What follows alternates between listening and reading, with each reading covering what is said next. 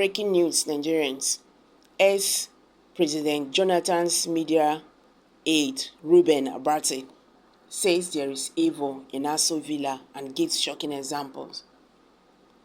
That article appears to have become so popular. A lot of people thought it was fiction, but it was not fiction. What I reported in that article, the spiritual side of Aso Villa, is about direct experience in that place. In fact, you recall that after I wrote that article, some other people gave account of their experience in the villa. Hey guys, welcome back to Prospect Channel TV. Thank you for coming out here. If you are just joining us, please kindly subscribe to this channel and don't forget to give us a thumbs up. Thank you. Reuben Abati, speaks about the evil in Aso Rock that shocked Nigerians. As he said, that the article appears to have become so popular. He said a lot of people thought it was fiction, but it was not fiction. What I reported in that article, the spiritual side of Aso Villa, is about direct experience in that place. In fact, you will recall that after I wrote that article, some other people gave account of their experience in the villa. What I even narrated was not the full story. People were dying. People were losing their loved ones. People were having all kinds of strange experiences. I was simply saying that, yes, the presidential villa is a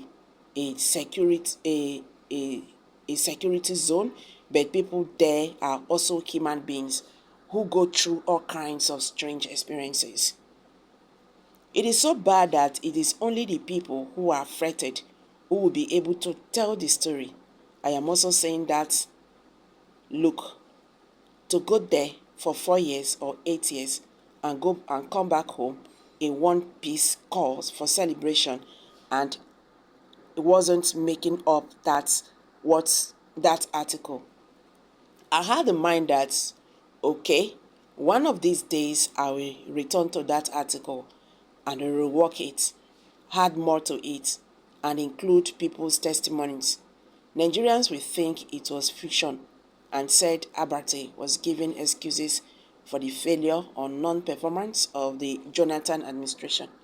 But here we are, 8 years after the fact.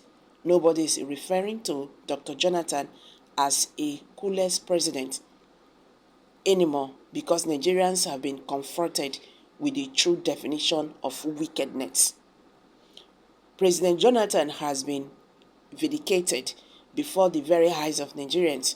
So sometimes people talk about things they don't know about or what they have not experienced. But part of our training as literally persons is to observe society, and as journalists to report society and to give a picture of the society and hold a mirror to the society so that the society can see their reflection. So, I am sure persons who have now also gone to the Aso Villa and who will be existing will have their own stories to tell. Not many of them will come out and say when they were there, they were having visions of encounter with angels, except they do not want to say the truth. People tend to be alarmed when the Nigerian presidency takes certain decisions.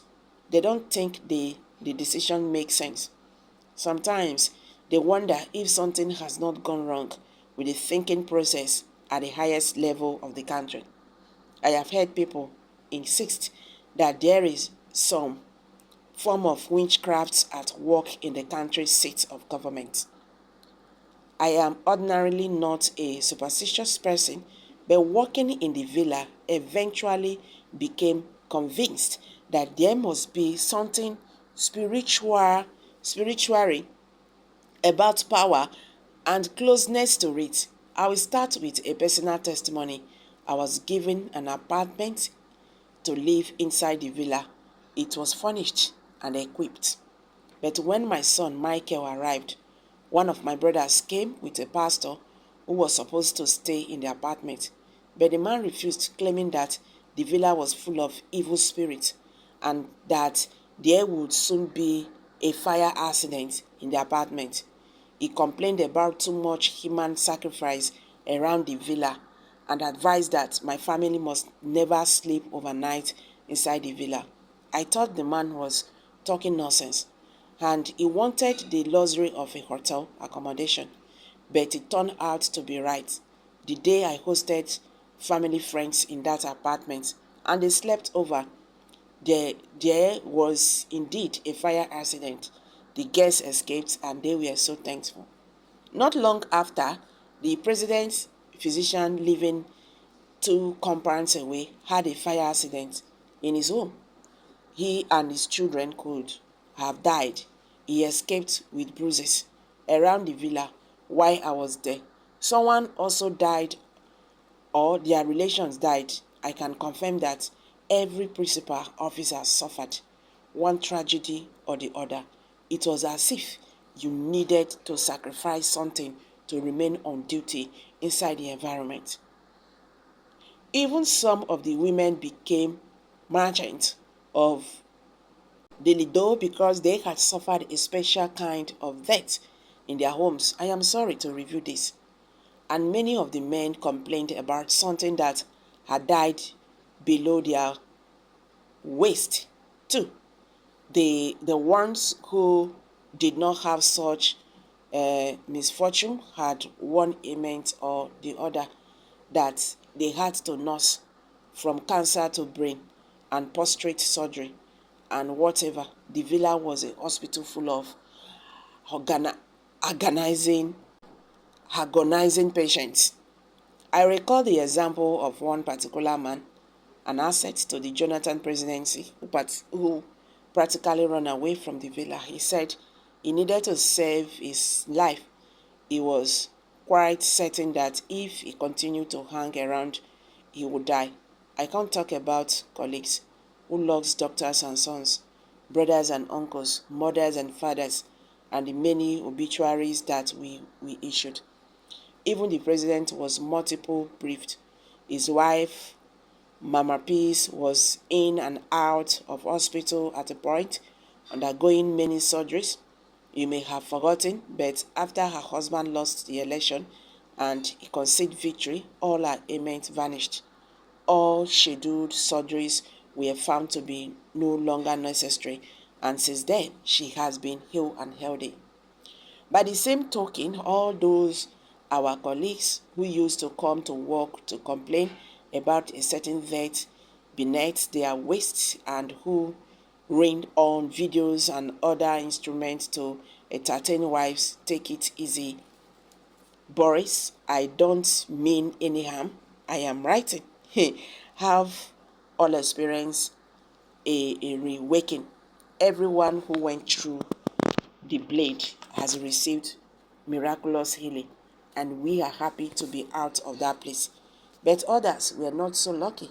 They died. There were days when convoys ran into ditches and lives were lost. In no way, our helicopter almost crashed into a mountain. That was the first time I saw the president panicking.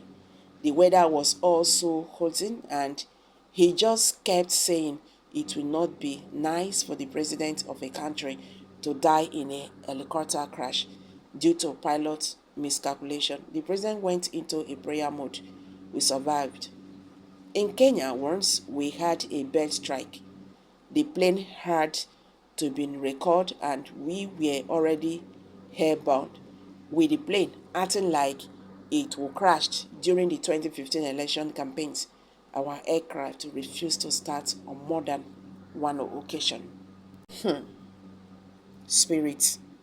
Well, I can't just keep on going because if I continue here, we will not live here.